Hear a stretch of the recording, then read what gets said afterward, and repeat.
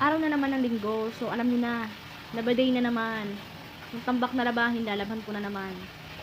Mga uniforms, pants, at saka yung mga bedsheets namin. Araw-araw ako naglalaba ng mga underwear namin kasi pag nauwi ako sa gabi, binababad ko. Then kinabukasan, nilalabhan ko.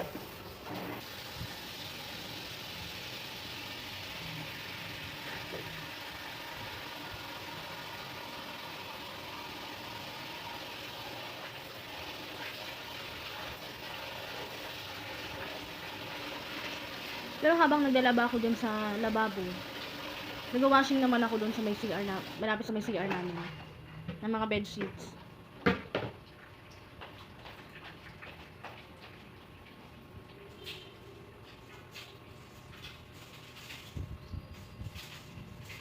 La la la la, la la la.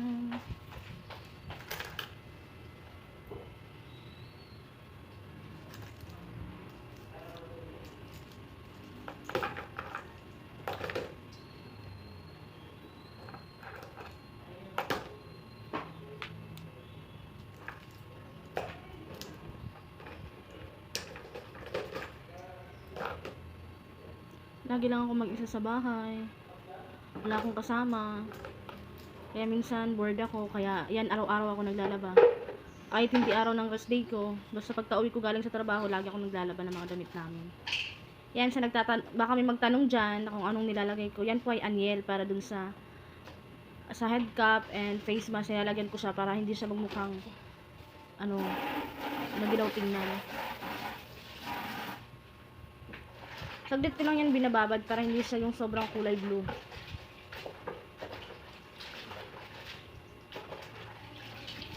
Para hindi siya makulay. Yung sakto lang na hindi siya magmukhang madilaw.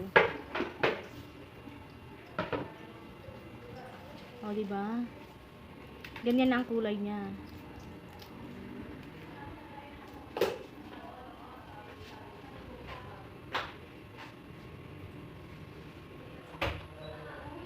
Diyan sa labas, sa likod ng bahay namin, diyan sa bintana ko, diyan ako sa likod sasampay. Kasi diyan sa part na yan, mahangin. May mga puno diyan, pero naka-screen naman kaya hindi siya maanuhan ng mga dahon. Yan, nag-washing ako diyan. Habang naglalaba ako sa lababo, nag-washing naman ako ng mga bedsheets namin, mga punda, para mas mabilis ako matapos makagawa pa ako ng gawain. Magwalis, magpunas-punas ng mga bintana, mag-aayos ng kwarto. Yan, yung mga sampayan ko dyan.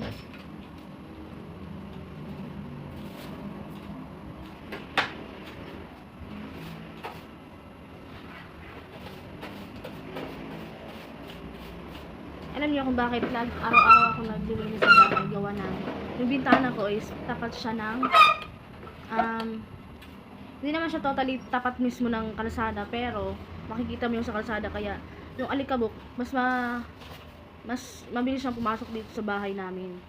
Kahit kunting mo lang, buksan mo lang yung bintana, ayan, may alikabok na agad.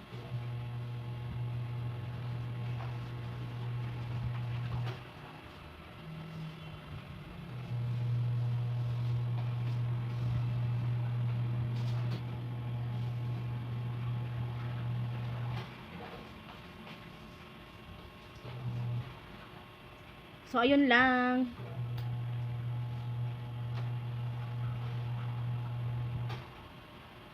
Bye!